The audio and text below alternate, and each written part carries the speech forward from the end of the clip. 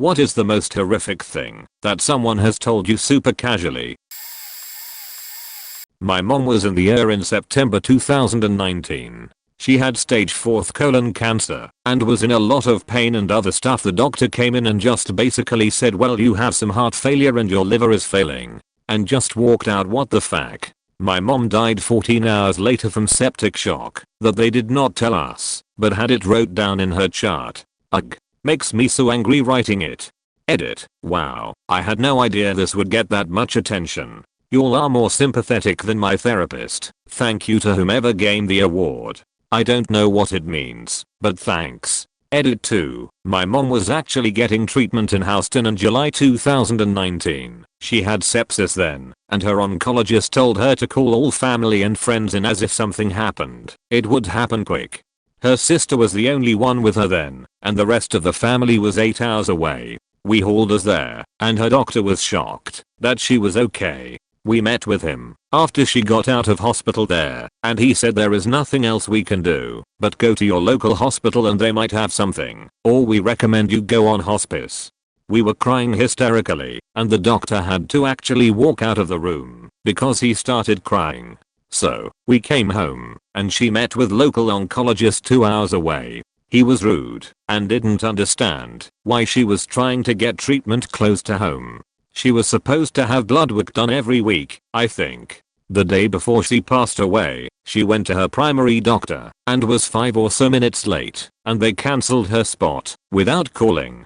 Apparently they don't realize PPL with cancer get weaker and weaker, and are going slower than normal. Not that having that appointment would have changed the outcome, but holy shit. We could've had a warning or something. When she was at the local the doctor said she needed to be transported to a better hospital for PPL in her condition.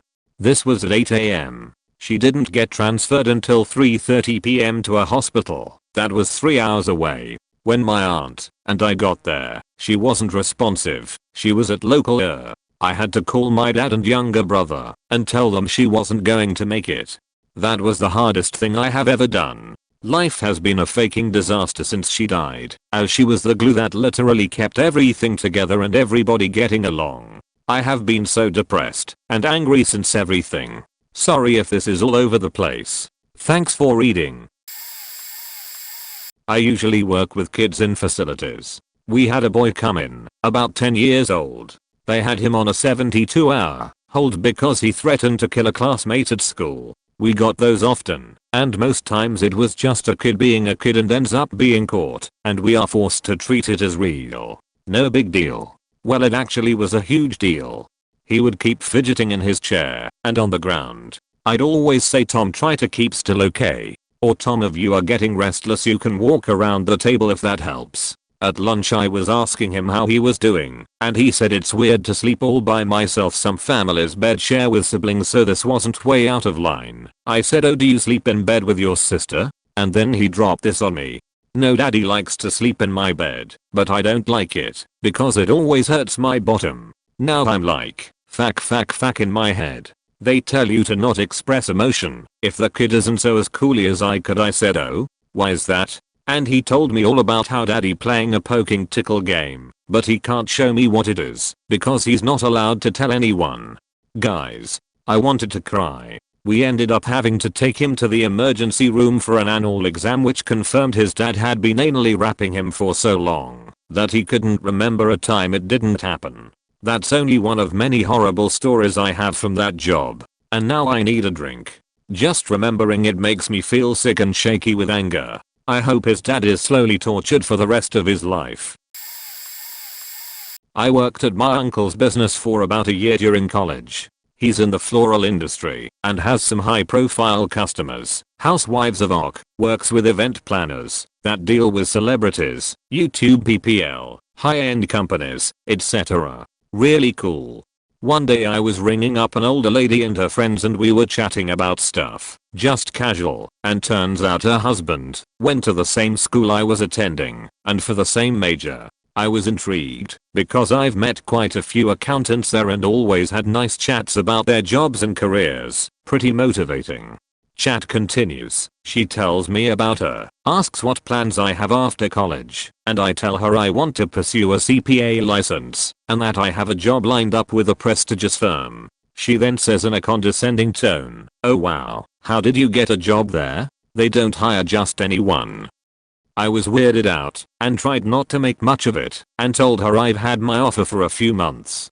As I'm handing her receipt, she says with a giggle, "I suppose you're still going to be working here while you study for your CPA. I mean, you're already used to being poor, am I right?"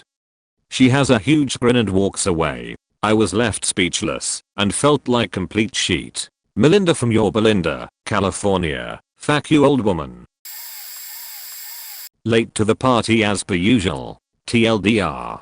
Officer came to my house while home alone and told me dead-eyed that my father had killed himself and then drove off.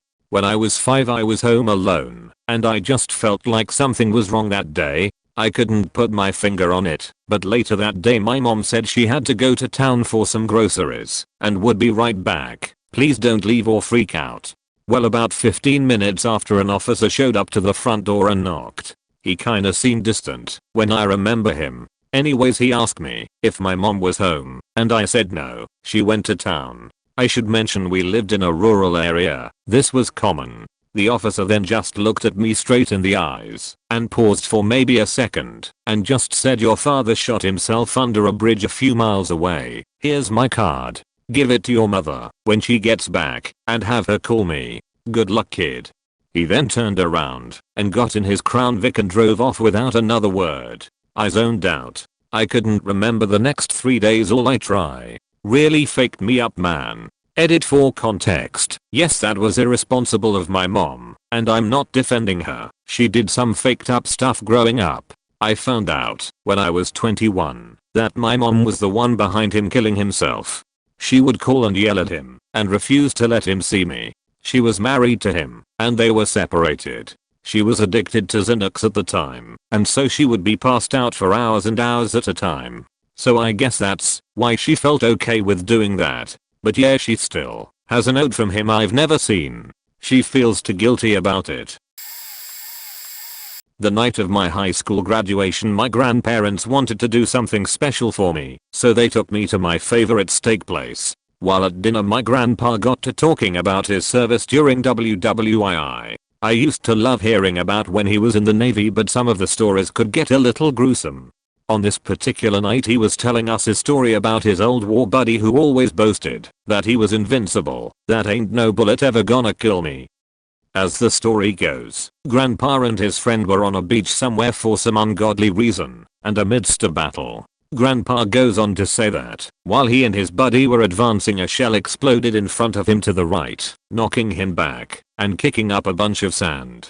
He said when he got up that he couldn't see his buddy or hear anything but ringing. Apparently the explosion had kicked up so much sand that it buried his friend alive, and by the time they had figured it out / dug him out, he was already dead. Realistically, he could have been killed in the explosion or even the hundreds of pounds of dirt that fell on him. But it was what my grandpa said next that really just shocked me. I remember Grandpa saying with humor in his voice, "Well, War Buddy's name always did say that there wasn't a bullet on earth with his name on it. Guess he was right after all." He said it with such nonchalance and a smirk on his face that made me lose my appetite. I stopped at this shitty yard sale in South Central Pennsylvania in a very rural area. 10 or 20 kids' toys on a sheet on the side of the road outside a trailer by a field. I drive my car a lot for work, so I'm looking for any excuse to get out. Plus I have a young son, so bonus I get to spoil him with some junk. I stop and it's just me and this younger, well-worn woman. So, me being a talker, just asked how things had been going with her sale. Casual and usually brushed off about weather and sales are good. Not with this poor soul. She mentioned she was selling her kid's toys because he got sick and had died. She delivered that like it was the weather, and that was the happy news. For over 45 minutes, she told me about her difficulty to have children, the many miscarriages and stillbirths, and finally being successful with this child. How he got sick and died after a long fight. His medical issues in great detail. Oddest of all, to me, was how she explained all her gynecological issues about her sex organs, how they didn't work, and what they had tried. I'm a dude, a very scruffy dude, not someone anyone would talk about their gynecological issues. This was a talk that bored to your soul. I give her the 50 cents for a trinket and leave. I get home a half hour late and my wife is mad. I was just said you have no idea. Warning, this is gross. Many years ago a friend told me he thought he had cancer cause he had a lump at the tip of his penis. He was 30 years old, and without even having it checked out had got himself into this "it's okay, I've had a good life, if I die type mental state with it. I and others told him to stop being stupid and go and get it checked out.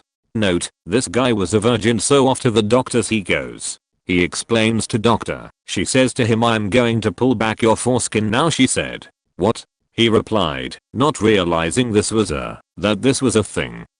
To her horror, she found what can only be described as 30 years worth of smegma build up under his foreskin. Being a virgin and really naive about all things such, I think he came from a super religious family. He had no idea that the foreskin rolls back and it's all supposed to be kept very clean. He also admitted to us he'd never seen a naked lady before, had never even seen a vagina in photographs. I was just absolutely shocked that he'd decided to actually admit to everyone the reason for this cancerous lump he found was actually because he had the dirtiest penis in the entire world. Sorry/not sorry for sharing this. There was this guy who would always be at this small coffee shop/bakery that me and the co-workers I was friends with went to regularly after work. I assumed that he worked nearby. He was pretty chillimo. He sort of became friends with us through the months we would see him at the shop. One of my co-workers and I were both smokers at the time, so was this guy, so we spent a decent amount of time just smoking/talking outside of the shop. One day it was just me and this guy smoking outside, and he just lays it on me. He says that he killed his girlfriend last month. I was like, what the fuck are you talking about? He explained that his girlfriend lived out of town and he wanted her to come visit that weekend. She didn't want to, but he convinced her by telling her that he already bought her a bus ticket. So she ended up agreeing to come visit. Apparently, that bus got in an accident and she died due to the crash. He says that it was all his fault for pushing her to come into town that weekend. He was really beating himself up about it. I just sat on the ground outside with him and told him that it wasn't his fault and that shit was just dumb awful bad luck. He just told me not to tell anyone about it. I never told anyone else. Not even my co-workers that knew him. He never came back to the coffee shop again. Never heard from him again. I met a friend through GTA Online. She was nice and hilarious. She was about 19 or 20 and still lived with her mom. We were doing supercar races one day and we were having fun. In the background, I heard an older female yelling at her, and she yells back, "No, put the stick away." I was confused and asked her what in the blue hell that was. She just says, "My mom beats me." I had no idea what to say. I was hit as a child many times, but it was discipline. Or so I thought. I started playing with her less frequently after that until she invited me to a party again. For those who don't know GTA Online, you can run illegal operations like cocaine lockups, weed farms, meth labs and document and cash forgery. We were restocking her cocaine lockup when her mom heard her say, "We bout to get so much money from this coke restock." Poor choice of words. Her mom yelled at her, asking what she was doing, and from what I heard, she was being smacked around. Pots were banging, plates were smashing, and I heard shouting. I left the game and her party, and haven't played with her since. I don't know her real name, I don't know her personally, but it sucks that she got beat for saying coke. I can't ask her about that, because it might touch a nerve for her, and she's probably gonna yell. If you read my entire story, take this. It will help you on your journey through life. In my teens I got some temp work at a hardware store. I was only going to be there 3 days a week for 4 weeks. A few days in, the manager that was training me was moving the forklift in the warehouse and said something along the lines of, "Stay out of the way. If I run over anyone else they'll take away my license." He was a pretty funny guy, so I chuckled at his pretty funny joke. Then, totally unprovoked, He proceeded to tell me in great detail all 3 people who he had previously run over in his car. One was a tweaker who had ran up to his car at a stop to bang on the window and beg for drug money. When he went to pull away, she jumped in front of his car to stop him, and he ran over her. He said he immediately stopped, and she was so drugged out that even with the car pinning her to the ground she just kept babbling about needing $20. Another was while he was a cop, and he was trying to cut off a robbery in progress. The perp ran out of the alley right in front of him. I can't remember the third story, but he segued this one into explaining how he stopped being an officer after less than a year of finishing academy because one time he responded to a domestic abuse call and upon arrival found the husband sexually abusing his daughter, with the mother who called sobbing helplessly in the corner. Said after that he knew he just wasn't cut out for that kind of work. Those 12 days were a wake-up call for me in a lot of ways, but boy was I not expecting to be told any of that by someone who up until then had only really told me how to properly break down a cardboard box. Trigger warning: drugs, rap, and violence. Oh boy. My first time in an Uber was an amazing ride, where my Uber driver, unprompted, wanted to tell me how he found Christ. I'm a Christ guy myself, so I was fine with it. He proceeds to tell me how he spent his childhood being sexually abused by his mother. He gave details, and physically abused by his father, more details. That drove him to do drugs. He did not start out, in his own words, like a rookie smoking pot. I went right for meth and cocaine. That's how he met his first, third wives and the reason for his divorces. He also beat the living shit out of his main and side kids for being spoiled. One day one of his kids went to school horrifically bloody and there was a very short investigation.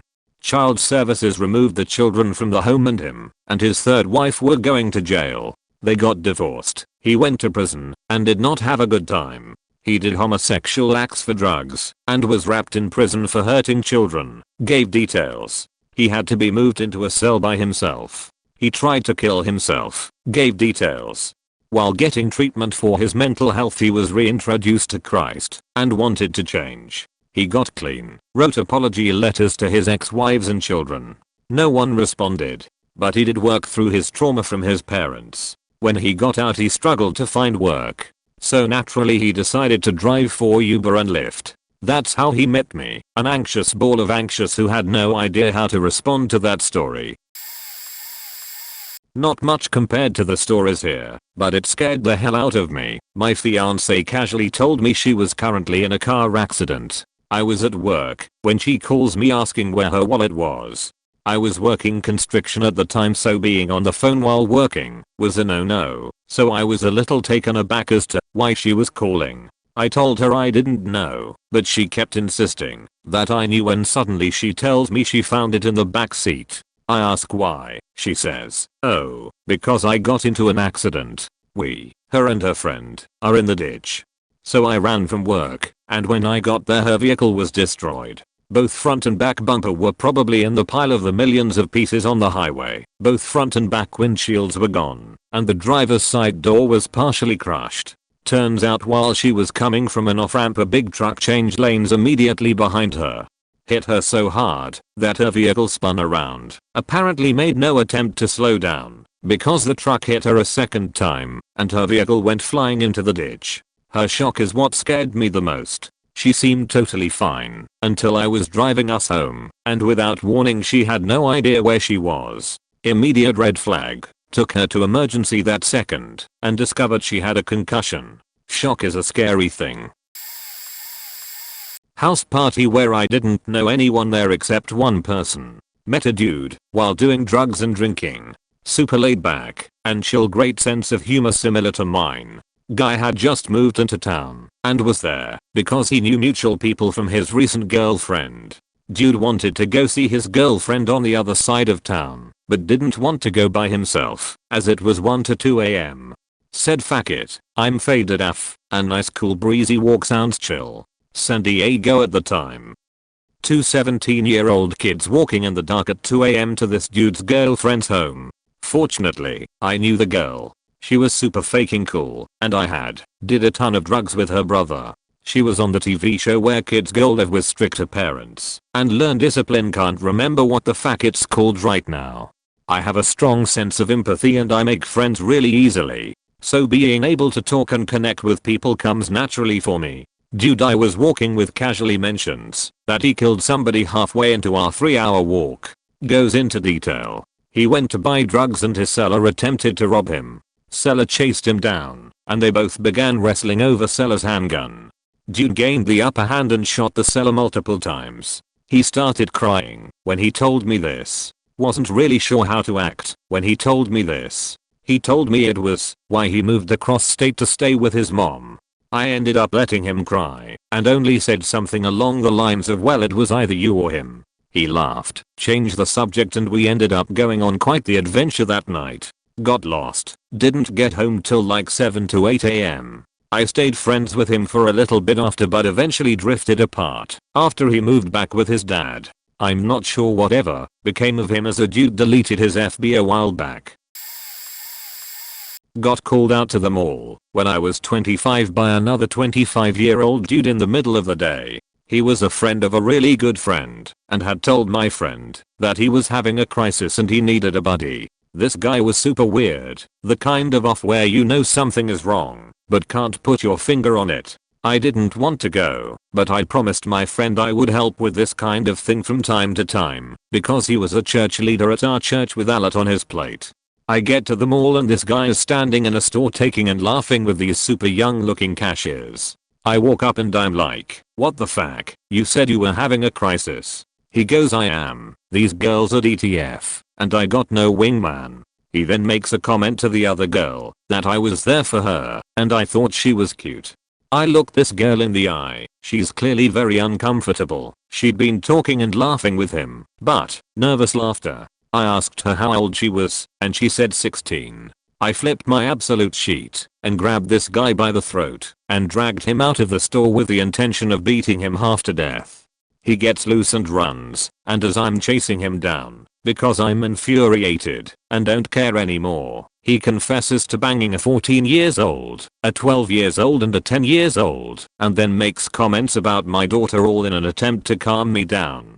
Bad idea. Security stops me from grabbing him and he gets away. When I told my friend about it he was shocked and said he just thought the guy had some form of mental disorder, not that he was a child molester. I still get mad about that day sometimes and think, if only I could have caught him. My Bill. Met him a few times in the beginning, but already kinda knew he was a bad guy. Still don't deal with him much, partly over fear, partly out of disgust. Over the years he's told me a lot of shit. Most just in random conversations at family get-togethers. I literally hate this man and understand now that there are psychos out there. And he's a huge guy. Maybe 6 feet 2 and 280 pounds of pure muscle. Here's some things he's told me. The first faked up thing ever told me he beat his girlfriend, broke her face then tied her to a bed for 3 days. Did so she wouldn't be able to go to the cops. And she didn't. He was high on meth and thought she was cheating and she wasn't. Said like it was the best joke in the world. Broke into their grandma's house and stole her figurines so he could sell them. They were antique, worth a lot but also kind of one of a kind. Beat a different girlfriend in front of me when she made a point that went against his point. Constantly talks about killing people, and I believe him. Broke another girl's face. Not sure why, but he laughed like it's all good and funny and shit. Found another girlfriend, says she's the best because when he tried to beat her, she fought back and hit him in the face with a gun. Knocked him out. They're frequently robbing people, doing and selling drugs, beating people up together. All kinds of ridiculous shit. They get pregnant. Proceed to smoke meth the entire pregnancy. His parents had to take the kid until they passed one drug test. Poor kid is still living with them. Eventually he's able to break her eye socket so she lied and said she was mugged. After the family found out and demanded justice was when we found out he did it. With the kid there they got high and broke all the windows in the house, TVs, everything breakable. And here's the current situation. Cops raided their home a few weeks ago.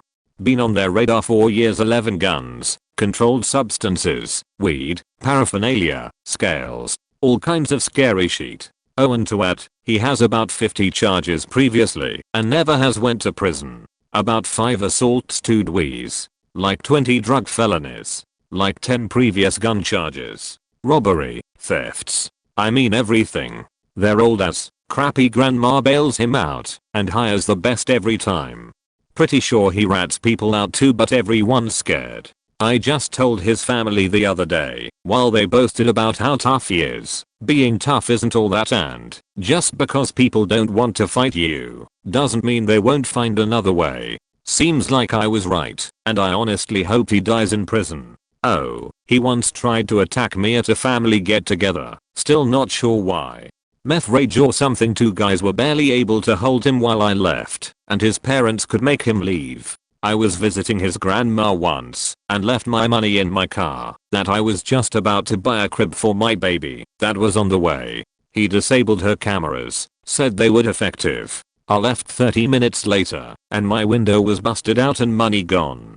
Also took my toddler to visit the grandma and went downstairs to give him a nap. He grabbed a big ass bag of meth and bring it to me. Cue me screaming and yelling while they told me it was just sugar. It wasn't. And yes, I told on him every chance I got. The family currently thinks he doesn't deserve prison. He's trying to be better. Guys, hair's not just a pose. Hair's a psychopath in a huge bodybuilding body that hates women and minorities. Fuck this dude. Fair warning, this is a pretty messed up story, and it is gross. I swear I'm retelling it as best as I can, but this goes back about 18 years ago. Edit. The whole thing was so faked up I haven't thought about it in a long time, and the details easily came back to me as I began typing. Many years ago, when I worked retail, we got a new store manager that seemed like a nice guy, but quickly it was apparent that the dude was batshit crazy and a sociopath. Well, he happened to like me for one reason or another, and he invited me to some lunch function with him, the sales manager, and assistant sales manager. I was a tech, so the whole thing didn't make sense, but whatever. We're all chatting small talk waiting for the food to come, when the store manager decided to share a small glimpse into his past. When he was fresh out of high school, his folks had purchased him an old muscle car. One evening him and a friend decided it would be a great idea to play chicken with one another. His girlfriend was in the passenger seat of his car and the friend was in his car alone. Unfortunately, it seems these guys were both psychotic, cause neither of them ended up veering out of the way and they piled into each other. Neither car had airbags. The store manager then went into the details of the post-collision. He woke up with blood streaming down his face and ended up having to flip his scalp up off his eyes back onto his head as it was lacerated to the skull and folded down. His girlfriend was decapitated, so he left her alone and apparently shuffled out of his car to check on his friend in the other car. His friend was alive, but the manager found him with his jaw shattered up into his throat and the guy was struggling to breath. So the manager took 2 fingers, forced them into the throat above the bone and gore, and yanked all of that shit out of the guy's throat. As he was wrapping up those details, our food arrived. The story kind of ended awkwardly, and it was apparent from the looks on the other guys' faces besides the store manager, that we were all like, what the fuck were we just told? My sister used to live quite far away from me. Her husband was quite well off, so they would go on vacations all the time. They had a big house that he built that was still under construction while they were first living there. We didn't get along well, but I still tried to call her once in a while to talk. One day I was talking to her on the phone and she casually told me that her one dog died. They went on vacation for several weeks, so she locked the dogs under her deck while they were away. She accidentally left a basement window open though, and the one dog fell through the window, hit its head, and died locked in the basement. She told me this like she was talking about getting coffee or picking up her mail. Completely casual. I'm a big animal lover and the entire story left me sick to my stomach. Locking the dogs under the deck. What the hell? I placed an anonymous call to animal control about it, but afterwards we fell out of contact for many years, so I never found out if anything came of it. When she resurfaced in my life, she was completely crazy and out of control. She lost her kids, her husband, and ended up in and out of psych wards and jailhouses for several years. She was eventually diagnosed with schizophrenia. That guy's dead already. Everybody here knows it, except him. This was while I was working as an EMS helicopter pilot at the scene of a head-on collision. An experienced paramedic was talking to me while we were lugging medical equipment over to a car that the firefighters were cutting open, prying loose the patient we were preparing to transport.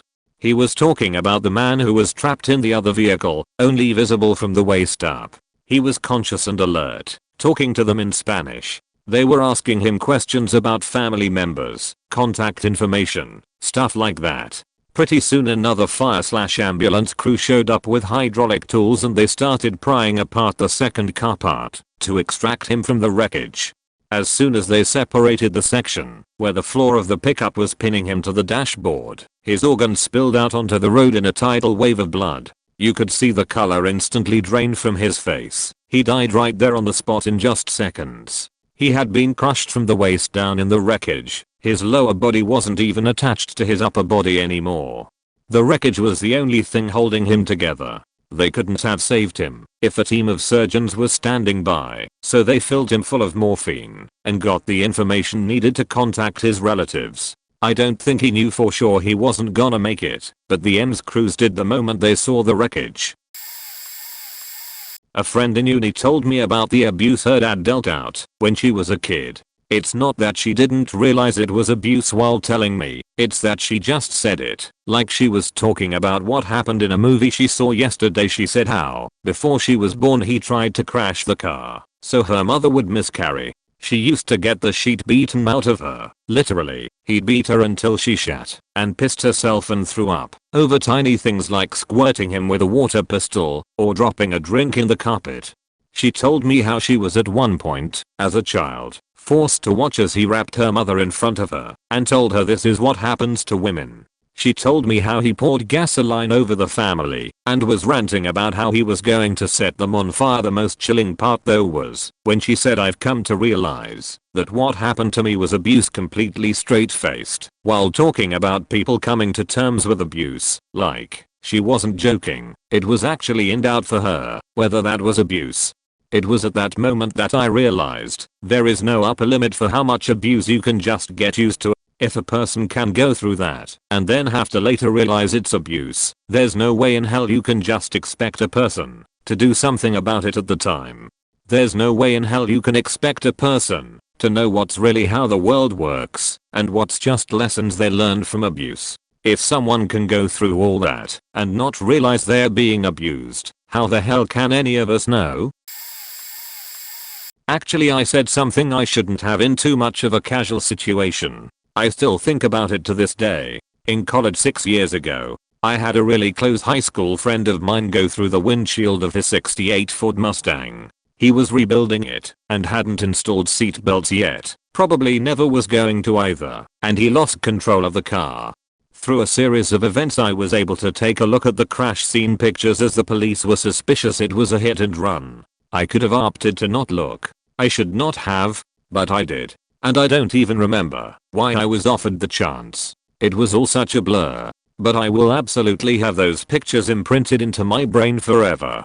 A couple years later I still hadn't really talked about it to anyone. It was tough to bring up. I was eating dinner with some college friends on the anniversary of his accident, and I just couldn't not say something. I wanted to talk about it. Everyone was with me until I told them I looked at the pictures. Then they were all mortified. Only one person responded with, "Why the fuck did you do that?" And I don't know was my answer. I shrugged, kind of like it was asking me who won the game last night. PSH, I don't know. I think I was trying to show that I was not as traumatized by it than I actually was. I didn't want to lay it on too thick at first, I guess. It probably made me look like a monster though. It was a weird time, and I regret both parts of the story. Shock is a wild thing. I was working on a loading dock at a home improvement store. So we are in and out of tractor trailers all day to unload. So there is the tractor trailer and the steel ramp that is part of the bay. Once they pull in, we lift the ramp in place so we can walk in and out with no gap. Of course, being in a hurry and being young and dumb, if there is nothing large or only a few items on the truck, we will just hop in and hop out. The gap is only about a foot, sometimes less. So one day one of the guys hopped into the truck and then walks back out. Whoosh, leg straight down the gap. So on leg up on the dock, one down between the truck and the wall. Three of us are right there and grab him before he can fall all the way off the dock. After some very unathletic grabs and heaves, he is up on the dock and we all go into the "Juju okay?" chorus to make sure he is fine before we lay into him for making a mistake that anyone could make, as guys do. So he is up and kind of chuckling and he is like, "No man, I'm gonna need to go to the hospital." Confused by the tone, I take a step back to look at his leg.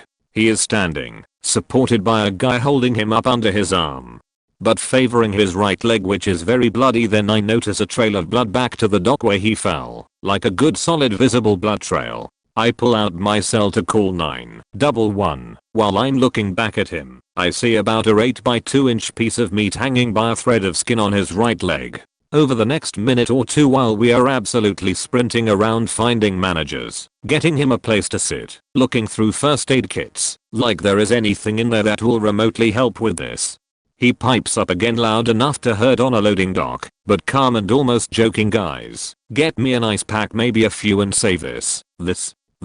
He is now pointing at the meat that has fallen off his leg. The guy who is propping him up on that side throws up, luckily not on it. Most of us just about join in, and the injured guy is lagging. Again, this all happened in like a minute, and as soon as we got a chair under him, he was out cold. But it was nuts. By far worst injury I have seen, and the dude was acting like he felt nothing, like one initial yell when he fell, but after that it was like he was have a grand old time watching us all freak out. Guy was fine, never came back to work officially, but did stop in to touch base with everyone and thank us, and make fun of us for running around like a bunch of girls that never saw a boo-boo before.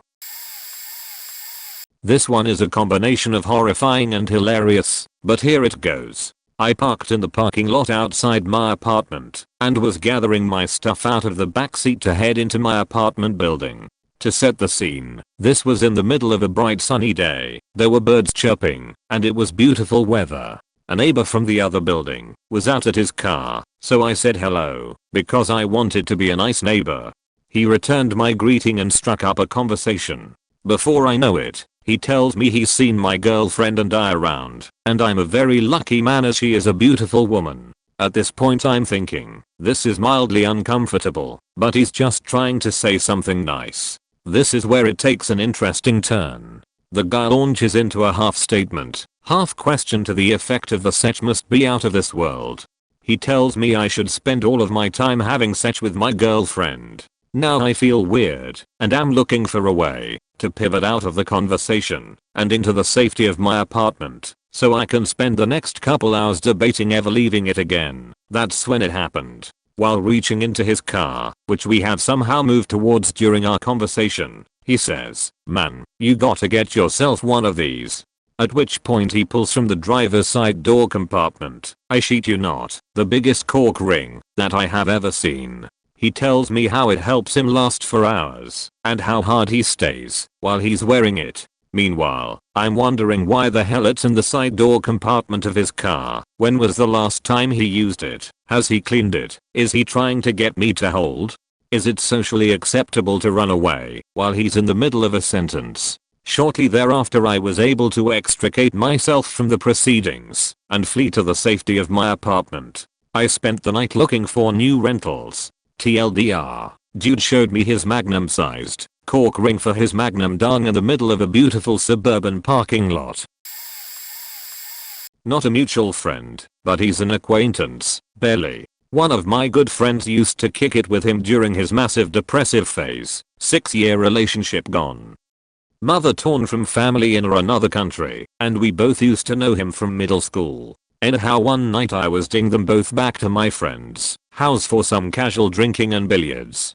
This guy, who I'll refer to as absolute human scum or AHS, regaled us a story of how he and his friend beat the living shit out of some homeless guy near a bar alley. Friend is too drunk to even comprehend, let alone remember, but I did. I also remember AHS telling us how he always gets blackout drunk and usually violent. Well, he regales yet another memory of when he almost shot his friend in the head with a high point. Intentionally. While being blackout drunk, and while his friend was driving, because his friend said something along the lines of, "I don't want to do that, you're faking wasted," and if I remember, which I kinda don't, it was a burglary. Bonus, I drove AHS home once when he was drunk at my friend's house and he lived on the way. Well, my friend is a faking social media fuckboy and he made post with one of my guns from our last strange visit. AHS asked about it and friend said it was actually mine. Anyhow, he's in my car and says, yo, friend told me you had that really nice piece. You got that sheet in here? Well, tell ya, I remembered his story and I preemptively took my CC pistol and put it in my inner coat pocket. Luckily it was winter, so big coat. Seriously, fuck that guy. I'd shoot him dead and society would be better for it. But that's not my decision. After college I was doing some contract work for the local health authority, and one of the sites I got sent to was the main mental health facility for the region, which was out in the countryside. It was pretty chill for the most part, but the building in which they housed the criminally insane, Building 3, was basically a high security prison. I only had to go in there once, but it was a scary place full of scary people. So anyhow, me and the team were having lunch in the staff cafeteria in one of the low security buildings when I heard someone across the room call my name. When I saw who it was, my blood froze. You know how kids are assholes? Well, this was that weird kid from K-12 that everyone gave grief, and then you learned they had a faked up home situation and feel retroactively bad as an adult, but you were still an asshole. Definitely not someone you want to bump into in a mental institution. She's acting like we're old friends, and I'm trying my best to be amicable, but I'm actually terrified about the whole situation. So I bet you're wondering what I'm doing here. In my mind, please be working here. Well, I killed 3 people. I was locked up in Building 3 for a while, but I'm better now. Sweating profusely. That's unfortunate. She said some other stuff that I was too petrified to comprehend, and then knocked Gataga by and left. 2 of my 3 coworkers started asking about my new girlfriend and cracking jokes. Did you not hear the part where she killed 3 people? We need to go. And they just kept cracking jokes, at least until my 3rd, equally terrified coworker who had been listening to our conversation confirmed it. We jet the FO and I check my trunk and back seat before leaving every night after that. Phone call for a rental car company I was dispatching roadside assistance for at the time. Customer had been involved in a wreck on the interstate. Life pro tip: suddenly cutting off a Chrysler Town & Country in your Mazda Miata when you're both going 70 miles per hour may have negative consequences for your health. I'm getting the obligatory accident report filled out, asking the required questions. Me: was anybody injured in the accident? Customer: yeah. A member of your party or someone in the other vehicle. C: a girl in the other car. They're airlifting her to nearest major hospital. Well, I'm glad they reacted promptly and I hope she gets the help she needs. C: yeah. No, the cops say she's not gonna make it. Okay. 1. Didn't ask for a prognosis, and 2. Would it kill you to show any emotion in your voice but bored apathy? We are discussing a human life, you sociopath. Anyway, the police were impounding his first minivan to perform a forensic investigation to determine if he'd be liable for vehicular manslaughter, and the rental company absolutely refused to supply him a new vehicle pending the results of that. Dude started raging and screaming, demanded I transfer him to customer service. I was never so happy to transfer a call, and the customer service guy was never so miserable to receive one. I'm steady thinking, dude, I know this sucks. It doesn't even sound like it was your fault, but for real, though, you're out cab fare to the airport 17 miles away where both of our biggest competitors have rental counters, and the cost of initiating a new rental, in contrast, another person literally died. Perspective, man. Postscript: the girl totally died, by the way. I remembered the highway and exit where it happened, and watched the local news for the next couple days, until I got confirmation. Doer at the hospital. Young thing, was only a passenger in the car, not her fault. The guy driving cut the minivan off. If things had gone a bit different, she might be calling me tomorrow, broken down on her college campus with a flat battery, and needing me to take care of it. This will get buried because the post is 9 hours old, but I still need to tell it. A few years back a circle of work colleges were sharing stories of horrible apartments, bad landlords and sketchy buildings. Then the talk got around to bad neighbors. One of those colleges told us a story laughing all the while about how she had an older foreign neighbor she had not gotten along with for the reason of they would have parties till 1 AM, and when he'd tell them to turn down the music they would turn it up till the cops came. Once the cops left they would turn it back up and pound on the walls. They would regularly fuck with this guy, including drunk guests being sent to piss on his door and writing deceased on his mail. They tied off his door by tying a rope between his door and the door across, so the hand of his door was bound with rope to the door across the hall, making him call the fire department. They used his address and phone number to sign up for every get-rich-quick scheme and catalog they could find. This all occurred in the 1980s. She referred to him by several racial epithets for Pakistanis several times. Up until this point I had thought of her as a nice older woman who got along good with other people and the customers, only to discover she was a sociopath who had started all this because they were blasting a stereo at high volume at 1 in the morning on a Thursday. I still never forget the stony faces of 5 out of the 7 of us sitting here, and my boss laughing just as hard as she was telling this story. A coworker of mine comes from a small southern town, like Cajun country south, pretty deep. He's casually told us, while giggling, that black folk don't dare come to our town most of the time because they are too scared. That being said, he told us the story about how one of his friends had a black friend and he invited this poor unknowing man to join them at their rec center. Apparently every weekend they would go to the rec center and play basketball. So when the two pull up he gets this bright idea to act very racist, and him and some other friends walked over to the car and looked through the windows and down at the man, asking stuff like, "What you think you doing here, boy?" It obviously scared the shit out of the guy. But they started laughing and told him it's okay, and they all went inside to play. For the rest of the day they proceeded to pick on that man in various ways until the two left to go home that evening. The friend that brought him said on the way out of town the dude was crying and hiding on the floor. Coworker thought this was hilarious and almost couldn't tell the story through laughing so much. I told him I don't find it very funny that they terrorized a man so much that he was brought to tears and apparently feared for his life. I told him that's an extremely racist story. He tried to justify it by saying the friend later explained that it was all a joke and the guy started coming to hang out more. TLDR, at the bottom, me and my friend met up at my house once, and as he was leaving, he noticed my height marks on the door frame of my room. He was mindlessly rambling about how he did that too, but he doesn't know if the marks were still there.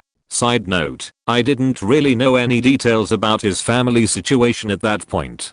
I asked why. Did you remove it when you moved? He said no, his father still lived there, only his mom and he moved out, but he doesn't know if his father painted over it by now or something. He told me he hasn't seen his father in like over a year, even though he lives just on block from his new home. And here comes the icing on the cake. He told me in passing that his dad has leukemia/cancer and that he isn't even 100% sure he's still alive because he hasn't seen him for so long. When he was a child, he noticed that his dad took medicine, but he never thought about it and no one in the family ever directly spoke about it.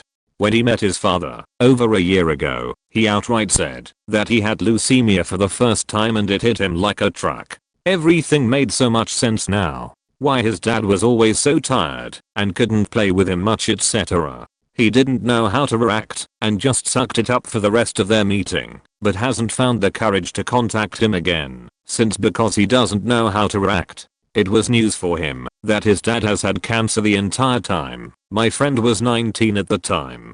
He noticed that I was getting pretty uncomfortable at that point. My friend was never one to share his emotions or what was really going on in his life, and he apologized for unloading all that on me. I said it was fine and that I'm sorry he has to go through that. He joked that it wasn't my fault and we said goodbye and he left. TLDR, friend told me that his father has had leukemia without him knowing for basically his entire life and he isn't even sure if his father is still alive because he hasn't seen him in over a year. The girl I was casually seeing before I met my wife was a stripper. Yeah, red flags all over the place, but it was what it was. I had no disillusions about her lifestyle at the time. I knew where she worked was a seedy setup, and it was no surprise that she had trouble with amphetamines and the like. But there was something I liked about the girl. One time we met up for a drink in a fairly decent bar and conversation turned to family and such. She really casually mentioned that she had a daughter, which was a bit of a surprise. She didn't look old enough to even had kids. So I asked how old she was, what was she like, all that stuff. Then came the thing that got me. She just shrugged it off and told me that she hadn't seen her in years. Apparently she had been wrapped in her early teens, carried the pregnancy to full term without anyone knowing, and when she was born the kid was taken from her, practically at birth, by her mother, who by then had sole custody due to the drug problem she had at the time. I didn't want to push it too far, but it turned out she had never made any effort to see the kid, as she believed she was better off where she was. To be fair, she was probably right. Maybe not be as horrific as some of the stuff on this thread, but I distinctly remember the shock and sadness I felt at that moment. Years ago I worked in a dementia facility with a girl in her 20s. My son was only 5 or so at the time and we talked about him often. She always said she couldn't wait to have kids. So then Mother's Day arrives, and she spends the whole day crying. Finally she tells me she had already had a baby but he died. She claims she had the baby at home, and he'd only lived a few hours. She went to a local hospital but none of the people there really spoke English in California, and didn't realize she'd just given birth. She did not take the baby to the hospital because she was convinced that they would take him away. So she tells the baby's dad in Washington that she'd had him but he died. He tells her to bring the baby and fly home. She has to save money for a month or two. In that time she supposedly has her dead son in a box in the closet. Finally she has the money, so she goes home. She claims to have flown from California to Washington with the baby in a box in her bag as carry-on. This was post 9/11. No faking way. The Ray machine scanned the baby in a bag and said nothing. They then take said box to a park in town and buried it. Claims to have never opened the box for baby daddy to see because it was too upsetting for her. A few months later they get married. Our son's death turned out to be a good thing because it brought us back together. I've always wondered what was actually in the box they buried. That dumb bastard thinks his firstborn son is in some unmarked grave in a park. But hey, it was a good thing. A while back I worked in a small town liquor store. The place has one traffic light and that everybody knows everybody's stereotypical feel, so you know where I'm coming from. So this dude shows up from out of town. I'll call him Ron. Turns out this guy just moved from out of state, and he quickly becomes a regular at the store. Ron would show up every Friday or Saturday, shoot the sheet for a few minutes, and buy a pint of whiskey before heading home. One night Ron shows up, and he's visibly distraught as well as drunk. And he starts going on about bad stuff that he's done, just things he regretted, women that he cheated on, and felt bad about, etc. But then his story takes a dark turn. He actually confesses, to me and another lady working there, about murdering a dude back in his home state. This man was one of his friends as well as his sister's boyfriend. He went into detail about how he duped this guy into riding off with him to a secluded state park where they got drunk together, and then under the ruse of going to the cooler to get some more beer, he just shot the dude in the back and left him there to die. The reason behind it is that he was mad at this guy for beating up on his sister. At first, I was pretty certain this dude was just bullshitting us until he started to break down and cry. And we are talking red-faced, snot running, guilty as hell bawling. Me and the lady just looked at each other, like what the fuck? I don't remember exactly what we said to get him out of there, but she called the cops on him after he left. I kinda put 2 and 2 together, this dude just showing up out of nowhere in this armpit town, where nobody wants to be. It just makes too much sense that this dude was on the run from something. And thankfully, that was the last time I saw Ron. I'm not sure if he ever came back to the store, cause after that summer I left and started college full time. If you ever want to meet strange people with crazy stories, work at a liquor store. Back in the early 2000s I worked at a grocery store chain and the assistant manager was a real ballbuster who delighted in being a hard ass for no real reason. On top of being a real asshole, you could tell, when you talked to him, that he just wasn't all that tightly wired. I learned from some other people that knew him that he was a sniper in the Gulf War. I asked him about his service one day, nothing deeply personal mind you, just trying to get the guy to warm up a little. He got the weirdest smile on his face and casually told me about how he used to shoot people all the time over there. That he and his guys would just go out and murder anyone that they saw, and that it didn't matter if they were civilians or not, because no one even counted their ammunition when they got back. I was hoping he was just talking shit to try to scare me, but then he opened up his wallet and took 2 pictures out of it that this guy carried around. The first picture was him and I think 4 guys from his unit posing with a cab driver beside the cab.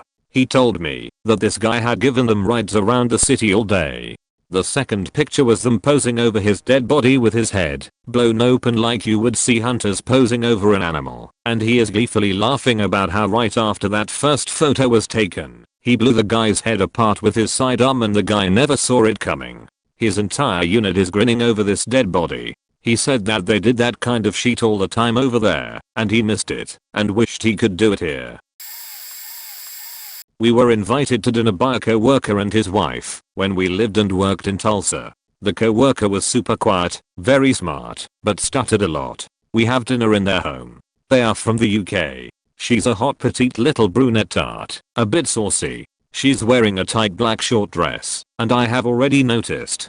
We have a very nice dinner with polite dinner talk, then move to the living room. There's an art book of nudes on the coffee table. She's in the chair and we are on the couch next to her. I'm closer to her, my wife further away. She turns to me, legs open under her short black dress. She's not wearing panties. We're in the lifestyle, and we're wondering if you would want to have a go. My wife is not quite getting the message, so she hands the coffee table book to us, and we are going through it, and it's nude people in sexual positions with each other. I'm trying to be polite and say, well, this is nice. She sees the pictures and starts whispering to me that we need to leave immediately. We make an excuse about a dog we don't have and leave. The co-worker didn't speak to me for a week, so I approached and finally broke ice. Hey, it's cool that you guys enjoy that lifestyle, but my wife was raised conservative Christian, and this just wasn't her thing. After that, he was good, and we continued to be friends until I changed jobs. There used to be this dude my fiance and I would hang out with. He was pretty cool at first, then he got really hardcore on Suboxone and would just come by our house and take naps. He lived an hour or so away, so he'd get a ride to our town to come by his sheet and then hang out at our house until he could catch a ride back home. We sorta got into it one day when we told him we didn't feel comfortable with him staying at our house when we weren't there, so we didn't see him for a couple months after that. Then we run into him at the store and start talking, and he nonchalantly tells us he might be going to prison. Why? Apparently he and his friend claimed to have robbed someone, a dealer I think he said, for $250k, and went and hid it somewhere. He said there was an investigation going on, but didn't give us any more details. He didn't seem worried about it. He was laughing and everything. Possibly unrelated side note, about a year after that, one of our hooked on meth relatives claims to have found $250k in an abandoned house. We don't know how she got it really, but she did come into an absurd amount of money with no real income or job to speak of. I'm talking 5+ new cars, 2 RVs, and a lot of other stuff. I always wonder if that was related to the first guy's money, but I'll never know. Cops knew about all of this, by the way. Well then, it's about time I get this off my chest, I guess. I was at friend's house once, and a notorious big bully of the city followed me in during the most psychotic period of his life, and sat me down on the sofa, and would casually turn his head and stare at me, literally just his head, to try and terrorize me, and after about 4 or 5's time of him doing it, I said to him, look, I'm sorry if I've done you wrong mate, blah blah blah, and he quietly responded calmly to me that you're going to die with absolute intent. My mate is twice his size, and was scared of him, and stayed in the kitchen the whole time, until he heard that, and came out to defend me, by pretending to get angry, and take it personal by saying something, like you faking threatening my family, yeah. And the psycho bully just casually responded, "No, I don't want you to die," and then did the whole thing where he turns his head back to me again, and I must have went white at that moment or something, because I was ushered out of the flat whilst my mate kept him there, so he wouldn't follow me. About an hour after it all, I went to one of his neighbors who was my best friend. We all live on the same street, and saw them both standing at the door and asked if they were okay, and they both casually acted like absolutely nothing had happened, which triggered me into extreme paranoia. Turns out he butchered himself in that flat that same night. I still remember filling a carrier bag up with flesh, cleaning it all up. The bloodstains were literally imprinted in my vision. No matter how much we painted, bleached, sanded, repainted, the image was forever stained in our minds. He wanted to hurt me so badly, but he just couldn't bring himself to do it. So he turned against himself and convinced himself he had demons inside him he needed to cut out for my safety. He survived and broke out of one of the more notorious mental institutes in the U.K. and came straight to my house acting like nothing had happened. I went to a mate's house with a bunch of my boys, and he was there. He picked up a small guitar banjo thing and started casually singing a song about how he was going to crucify me in a nearby fields. My boys weren't too happy about that, to say the least. He's in a coma right now suffering from COVID-19, which actually makes me really sad, to be honest. I remember the day his dad died. Me and his brother got into a fight in school and we were best friends. The loss of their father hit them so hard.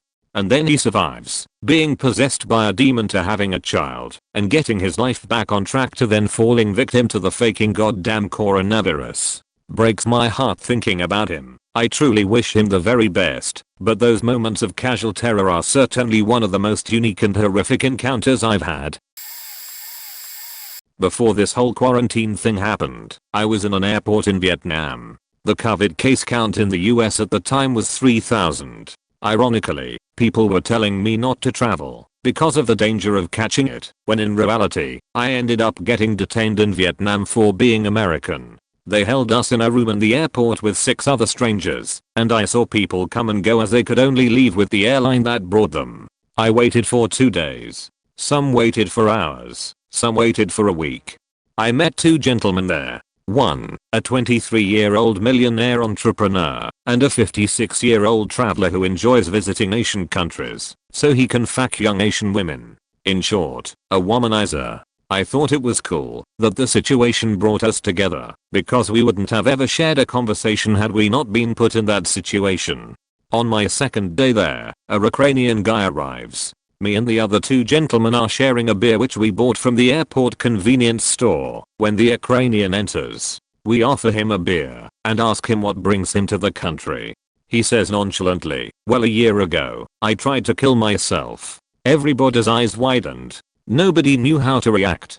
He continues to tell us the story of his depression and how he now makes a living traveling, spending time in nature, and blogging about his positive feelings to his some 600 followers on the internet. It was then that realized that you don't have to live a conventional 9-to-5 job. Pretty much every story my mother tells me, she is a world-class Debbie Downer, and she is totally into true crime shows. So whenever she starts telling you a story she heard of from TV, you know that it will end with someone getting wrapped and murdered. No matter how happy the story starts, you sit at the dinner table and talk about fluffy kittens. She has a story of a woman who got tied up in her basement and dismembered while being kept alive for days, and she thinks the story is appropriate because it was the victim's cat that identified the killer. That's her excuse for both watching these shows and telling us the stories. But they got caught. But she never needed that kind of TV show. Apparently our family is faked up enough. I will never forget that family dinner with one of her cousins, where they casually talked and remember the good times tone about how one of my uncles came home drunk, fell downstairs and died, followed by the story of how he was an abusive husband and everybody in the family knew that his wife gave him a gentle nudge as soon as he arrived upstairs.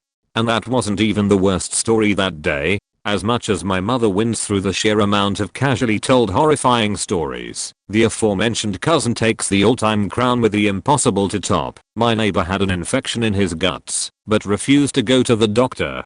He just ignored the pain and didn't allow his wife to call the doctor, although the pain was unbearable. When he finally fainted, He died in the ambulance. As they cut him open for the autopsy, the infection was so bad that they ordered to cremate his body right away. All told again in a light-hearted oh yeah, funny story tone on the way to our car.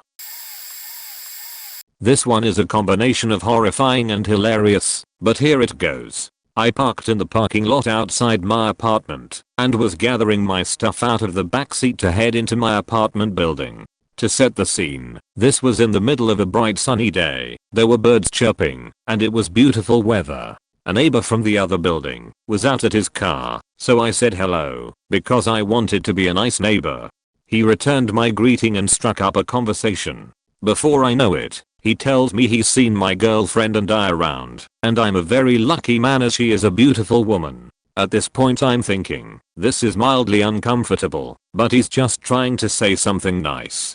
This is where it takes an interesting turn. The guy launches into a half statement, half question to the effect of the sex must be out of this world. He tells me I should spend all of my time having sex with my girlfriend. Now I feel weird and am looking for a way to pivot out of the conversation and into the safety of my apartment so I can spend the next couple hours debating ever leaving it again. That's when it happened. While reaching into his car, which we had somehow moved towards during our conversation, he says, "Man, you gotta get yourself one of these."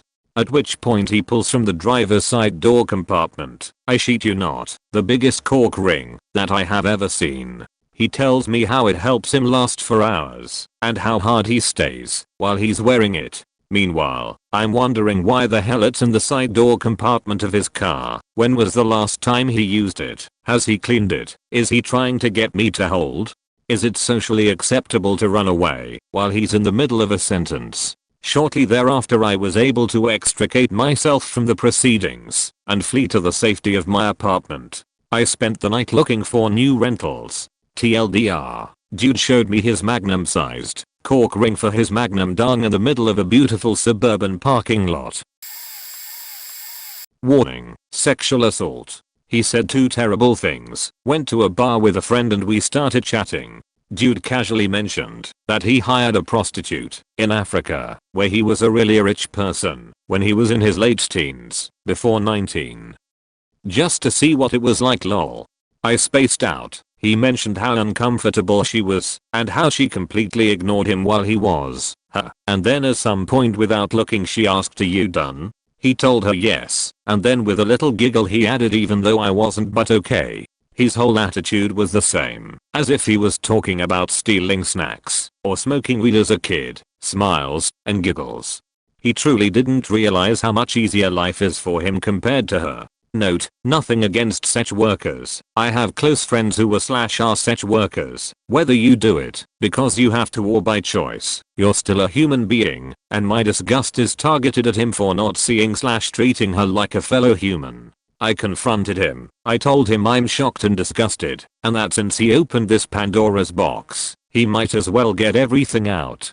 He told me his ex-girlfriend was sexually harassed in college by a professor, and when she complained the school took the predator's side. She came home that day and told him everything. He semi-listened, then he insisted on having sex. She was not in the mood, obviously, but he kept pushing and undressing her while she repeatedly asked him to stop. Then she gave up.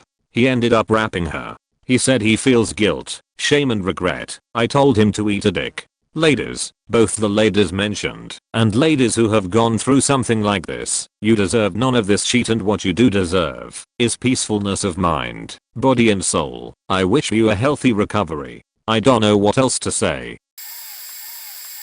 Sophomore year of college, my roommate, myself, and one of my roommate's friends, RF, were hanging out in the dorm of my roommate's crush, just talking. I think it was the first time RF and I were meeting roommate's crush. RF was an imbalanced character, kind of a barnacle, but roommate liked him. But RF did not like me. As an aside, roommate and I grew up together. We'd been tight for 15 years. Not a new friend. As I said, RF had issues. He told roommate and another HS classmate of mine that he was going to pick up a knife and stab me when he saw me next. They asked why. I just don't like him. Spoiler, he never did. But we all believed he could. Anyway, the four of us were sitting around, getting to know her and her us, and RF asked, "Oh, do you know? Roommate's crush, yeah. She's a ref cuts her off, states blankly, yeah, I killed her grandpa. Roommate's crush, ah." The air falls out of the room. Horrified silence. Then myself and roommate burst out laughing. RF and roommate's crush sat staring at us, only one of them also looked horrified. It was just the way he said it, and the crazy awkwardness. I don't think we knew what else to do. Roommate's crush didn't laugh. I don't think roommate got very far with her. Just to be clear, after the highly inappropriate laughter someone asked, "What the fuck are you talking about, RF?" RF explained he hit him with his car, or hit his car with him in it, I don't remember, in an accident. No foul play, no drugs, no alcohol, just an unfortunate accident years ago that wasn't his fault. So the fact of the matter was he did kill her grandpa, which is tragic. It was the way he delivered it, the blithe words he used, and my knowing he was a bit psycho, that made it horrifying. TW, sexual abuse. Also sorry this is on mobile. There was a girl I met at an apartment complex pool and we became friends. Let's call her A. She didn't have many friends and she seemed nice, so we hung out casually for about 3 months, until she told me this story, which caused me to ghost her. Some background about her. Her relationship with her ex was weird. 1. They still lived together, and 2. They still slept in the same bed. They bought a dog before the split happened, and she used missing the dog to move back in with him. Now this is just the build up. Eventually the ex found someone he was interested in, and starting dating this new girl, let's call her B. Well, B didn't know that when she wasn't around, A was still sleeping with the ex. Everything B told this ex was relayed back to A during their cuddle sessions. A decided she wanted B out of the picture, so she decides to take a really private confidential piece of information the ex had told her to remove B. When B was a child, she had been sexually abused, specifically anally, by some male family member. A posted B's phone number on eBay, saying she was open for anal sex. Yep. And A told me this story, telling me how B had obviously been incredibly triggered by all the phone calls from men looking for anal, and come to the apartment of the ex crying and looking for help. The ex helped her change her phone number, but had no idea how it had happened. Overall, A and the ex were really horrible human beings, and I ghosted them. I think about B pretty often, and hope she's okay and found a less shitty boyfriend. I was once in rehab in my 30s in another city I wasn't familiar with. I was in there with a much older lady, let's call her Linda, who was from that city herself, and was a really bad alcoholic. We were in an inpatient place that would allow us supervised visits to this shopping complex that included a Walmart once a week to get personal items and cigarettes, etc. I didn't know Linda well, my first corporal weeks there, but I knew she'd had a lot of personal trauma and circumstances, but so did many of these women. They all had horrific stories once you take time to sit and listen. However, as I said, I was new. So the dorm mother, as we called her, drops us off at the front and tells us to meet her back in same place in 30 minutes. It was just me and Linda. As we get out, I mentioned I'd never been in this Walmart before and wasn't sure where the tamponade was, but that I knew pretty much all Walmarts were the same. She casually goes, "Oh, I'll show you where to go, I'm from here. I've been in this one 1,000 times." About a year after it was built and in business, my 9-year-old daughter got abducted from here and was never found. My daughters were 7 and 9 then, and I almost faking died. I was literally a faking mess and barely managed to get through a faking 15-minute errand in a Walmart with her. Like, how do you stand to be here? How you stand to breathe? I later asked my dorm mother in private if it was even true. It was, in fact, and had happened almost 15 years before, and the little girl was never found. That still bothers me. My ex-coworker once told me about the time he caught a murderer. He and I worked at a retail store and we were mopping the floor and closing up. For the sake of the story, I'm calling him Steve. There are 2 other guys, Ralph and Kyle. While we're closing up, Steve tells me this story about when he was back in California. He used to have a weed dealer, Kyle, and on his way to get his weed, Steve heard from a cop that Kyle had been murdered. I don't remember the exact which way, but Ralph had murdered Kyle in an armed mugging attempt or something. All Ralph got out of it was $10 worth of weed that was meant for Steve. Steve didn't give a shit about the weed at this point. He was just pissed off because Kyle was his friend and Kyle had just been murdered for $10 worth of weed. Ralph got away, though. The police searched for him, but Steve knew for sure that it was Ralph, and he knew where Ralph was going. Perhaps based on a past conflict or some other beef Ralph had with Kyle that gave a clear motive and no alibi. I don't remember. This is where the story gets a little more unbelievable sounding. Steve hacked into the Border Patrol security cameras and set up a facial recognition program to find Ralph trying to escape across the border. He actually finds Ralph. He calls the authorities while watching Ralph try to make his way through the border.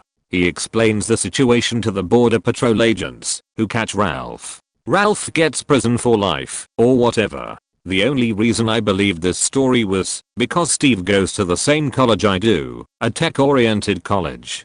I don't know how good the cybersecurity is on the Border Patrol security camera system, but clearly not good enough, if this is true. Anyway, Steve was elated. He had just caught his friend's murderer and got him thrown in prison. And because the evidence needed to be usable in court, they had to reveal the source, aka Steve, who I testified over the phone. Ralph knew Steve, and Steve was telling me this because just a week before he told me the story, or sometime near that, Ralph had finally gotten phone privileges and his first call was Steve to cuss him out for catching him. It sounded like a lot of BS at the time, but because of Steve's history and my high hope that it was real, I like to believe it, even if just for my own amusement. Steve, if you're reading this and you recognize this story, please tell it Betel Mayo, because I don't do it any justice.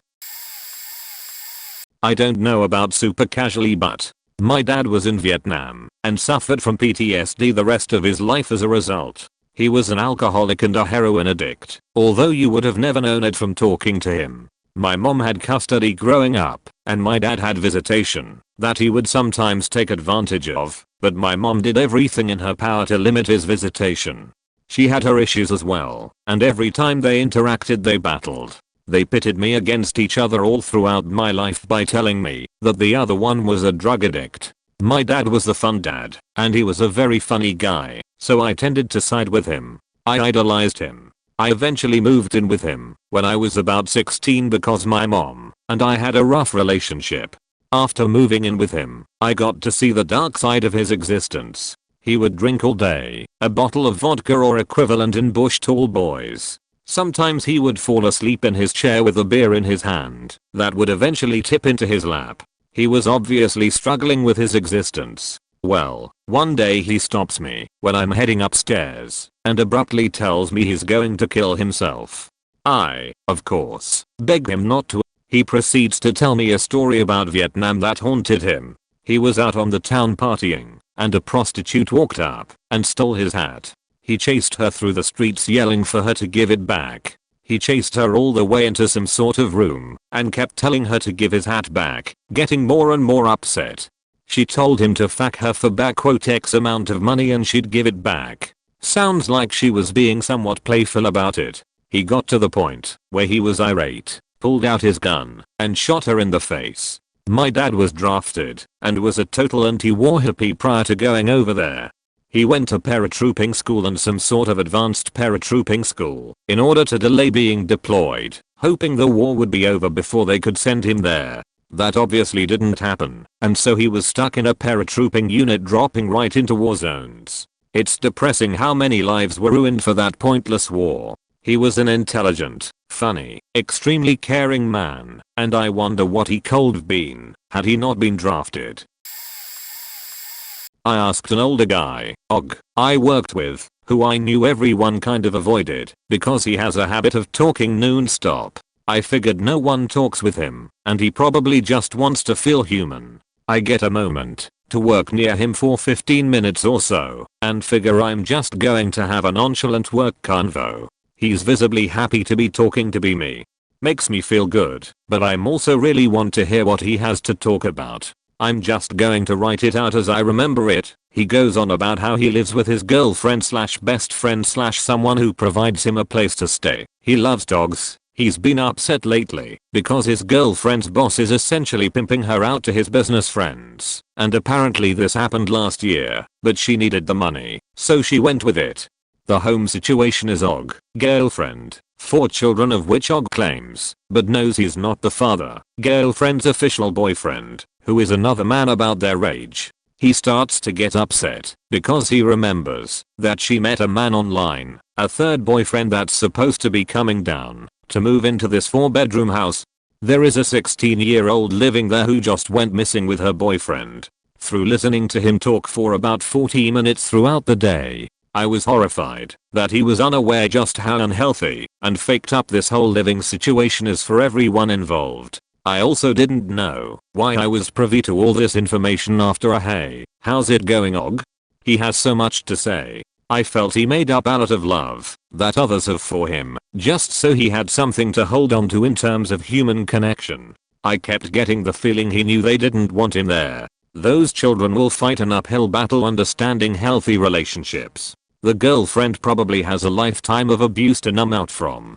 I don't know what kind of grown man is attracted to that living situation, but my gut doesn't feel right. I guess the most horrifying thing to me is knowing that there must be so much pain, loneliness and different forms of abuse between members of this crowded house. I hope you're around and well, Og. I hope you made it to a place where you can talk to people and work out your thoughts, man.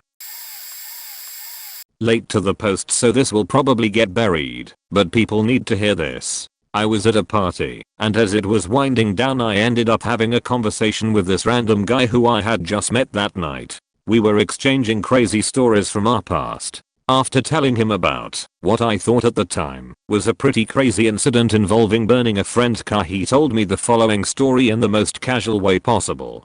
The following remarks are as told to me by the stranger as best as I can remember from his perspective years ago. When I was really hooked on meth, I used to always go to this country bar the next town over. They always had some hot as beaches there. Man, me and these girls used to get faked up all the time there. It was great, but they would never fuck, man. Faking beaches. Then one night this hoe came in, like a real hoe, not a stupid slut.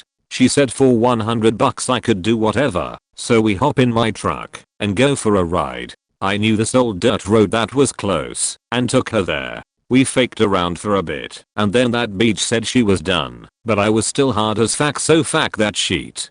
I pulled out my knife and said, "You're not done yet. Man, you should've seen the look on that beach's face. Ha ha ha, dumb hoe." When I finished I just kicked that beach out the truck and drove off. Ha ha ha. I'm just staring, mouth agape in absolute shock and horror of what this dude just faking drunkenly bragged about. But he wasn't quite done. Crazy sheet, huh? After that night, man, I realized I could just do that sheet any faking time to those dumb as hoes, man. There was always stupid hoes at those random ass bars and no one was gonna believe them, so fuck it. I had free bussy for that entire summer anytime I wanted it. I only had to cut a few of them. I'm clean now though. I was in complete and utter shock and immediately started going off calling him a faking rapist. He got pissed, called me a bussy, hopped in his car, and drove off. I asked the girl who threw the party the next morning who in the hell that guy was, and she had no clue, just some random friend of a friend of a friend that randomly found out about the party. This was about 15 years ago. TLDR, random drunk dude at the end of a party openly admitted that he picked up a prostitute at a bar and then raped her and threatened her with a knife. He found it so easy that he continued to do this over the summer to other prostitutes and only had to cut them sometimes. This one's a doozy. I met some girl through social media. We will call her Stacy. We talked for about a month before she decided to ask me to meet in person. Stacy was how the kids say a big titty goth girl. So not being in a relationship in 8 months, I was eager to have someone be so interested in me. She asked to meet up at a bar. Not much of a drinker personally, but of course I obliged. We met and the bar was extremely loud. Stacy then proposed the liquor store and then to her place, since it was blocks away. We did exactly that. We arrived, go up the world's oldest elevator, and into her apartment. The night proceeds exactly as you'd imagine. Talking, drinking, flirting, and finally the deed. except on the way into her bedroom I catch a glimpse of a pagan ritual table. Before my brain can tell me to escape, she is tearing clothes off of me. Yes, the sex was exactly as kinky as you'd imagine. Leash collar, defamation, slapping, etc. But most prevalent daddy issues. After everything is said and done, we are laying in bed, and she rolls over, looks me dead in the eyes, and begins to tell me about her father. He was abusive mentally, physically, etc. To which I apologize for saying no one deserves that. She then tells me she agrees and that's why she got into rituals and dark arts. Then without missing a beat she says I used all this stuff to wish my dad would die. And he did. My blood ran cold as this woman told me all this while I'm naked in her bed. I soon excuse myself to the restroom, which I previously noted had a fire escape out of the window there, and I was gone. I was dating this girl for a few months. It got serious to the point she wanted me to meet her family. I'm super excited but nervous AF. She plans it. We spend the day together and then end it with dinner at her place. Probably a good time to mention that this was a teenage relationship. I was 18. She was 16 when this was happening. I'm 23 now. We get to her place and she then dropped the bomb on me that her dad is racist and she didn't tell him I was black. Like bruh, that's some shit you tell me when planning, not when we pull up. My heart sunk and she just seemed so nonchalant about it. Turns out she planned it when he wouldn't be home. It was still kinda scary because I'd be meeting her mom, who married her racist dad, and younger sisters, raised by her racist dad. I was so shook that none of them treated me poorly in any way. Her little sisters loved me and wouldn't leave me alone. And the mom was so freaking nice. She told me how Rachel had been talking about me all day and that they cooked together. Rachel brought me my food, and I swear to this day I cherish that moment. I felt so taken care of. We dated for months after, and I'd always ask if her mom secretly hates me or something, and she'd say no. I obviously could only take that at face value. Ended up breaking up due to moving and distance. The following story uses X instead of specific names and dates to avoid confidentiality conflicts, though this is related to a nationally known event. People tell me bizarre stuff all the time because I'm a physician. I'm used to horrible stories being shared casually, but the one that shocked me the most occurred when I was still a medical student. At the time I was doing mostly solo appointments. I'd see the patient first, then check out to my attendings, at which point we'd go in together, and I was rotating at an off-campus private clinic. A middle-aged woman arrived for a general check-in. My attending suddenly said, "You can come in, but let me handle this one." I thought, that's odd, but there's clearly a reason. She was a lovely woman, average in build and money for the area, slightly overweight, Caucasian, and financially secure, enough to have regular hair appointments, good health insurance, and quality clothes. She was warm and friendly, she chatted with me freely, and asked about my education. She seemed so normal, a nice 50-something-year-old suburban mom from the Midwest. I liked her. I happened to mention my high school X as we discussed my education, because she asked if I'd always lived in the area. When I said X, a grimace of pain dashed across her face. It quickly disappeared, only to be replaced by a robotic emotionlessness I'd never before encountered during human interaction. She said, "You graduated what year?" I told her and she said, "I'm glad it wasn't 20XX. When my son killed X, my mouth dropped open before I had the courtesy to control myself. I just spent 30 minutes casually chatting with the mother of the man who killed X, a girl who went to my high school. After she left, my attending shared a few of her personal struggles. I confess, I had difficulty matching the sociable woman I had just met with the tragic person he described after. X's murder happened a mere 7 years after my own HS graduation. It was a national story that fascinated people because the associated kidnapping was so fast and so visible. The emotional impact on my local community was massive. Even today, I often see cars sporting bumper stickers with X's name on them. It was an affluent county, and, while most of us may not admit it, we tended to think such things just didn't happen round here. Not only was it a horrible and tragic murder, it gave everyone a creepy chill, because it happened at a popular location visited by most residents. It'd be an understatement to say our collective cognitive dissonance was harshly challenged by X's death. I realize it's probably not hard to figure out who X was, but I will not confirm details or answer questions out of patient courtesy. All I will say is that I feel great sorrow and compassion for everyone affected, including the murderer's mother. The lesson I learned: even happy-looking, well-off people can harbor tremendous sorrows. One should never assume another person's life is easy. My career subsequently taught me that grief is the price of loving, and pain is the price of living. No one escapes payment. I have several, but I'll remark on the ones I can remember. I worked in customer service a few years ago, and we got some strange ones. A lot of people are willing to share very intimate details of their lives with me for some reason, not just customers, but coworkers, classmates, etc. My guess is that it's because I'm genuinely interested in most topics and try not to judge. I don't know. Anyway, there was a guy who was talking to me while I had his order in the machine. It takes a while to make it, and he started telling me how his hobby was going into the woods alone and studying bears. He liked to get really close to them, and he showed me several videos of him getting very close to wild bears, including a mother with cubs, less than 15 feet from them, by my estimate. I also had a coworker tell me in detail about how his mother was slowly dying, and he was going to have to take the next day off to pull the plug, and then ranting about how his ex-wife was trying to involve herself in the will to get the mother's money. A different coworker tell me about how she used to be homeless when she was a teenager and then through much of her adult life, before explaining about how she frequently cheated on her ex-husband and going into very explicit detail about her sex life. Two different college friends explained about being abused, although I question one of them a bit. She was proven to lie about other major things and generally tried to manipulate people, but if it actually happened to her, it might explain a lot, and it's a horrible thing. I've also had a concerning amount of people over the course of my life tell me about their first times doing various NSFW things, and one random dude at an ice cream shop once told me how he first started using meth. A friend of mine in college was an admissions host. They'd show prospective students around the school and were given a double room to allow prospective students from far away to spend the night. He'd often try to bring these kids around us at the end of the day so they can see what an average day at the university was like.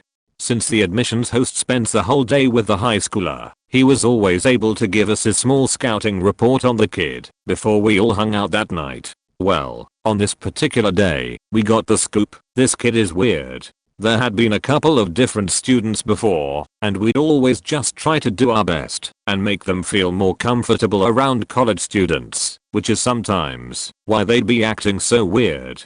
As an icebreaker, we always asked each student to tell us 3 things about them that our friend, the admissions host, wouldn't know.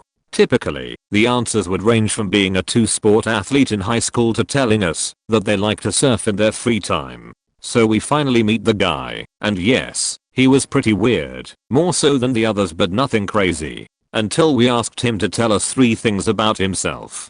Without missing a beat, with the straightest face, and without even a glimmer of sarcasm, he started off with, "Sometimes, I like to get naked and cuddle with my dog." The hangout ended soon after that. We did not ask him to name 2 other facts. I didn't see him at the school next year, so our admissions team may have dodged a bullet there.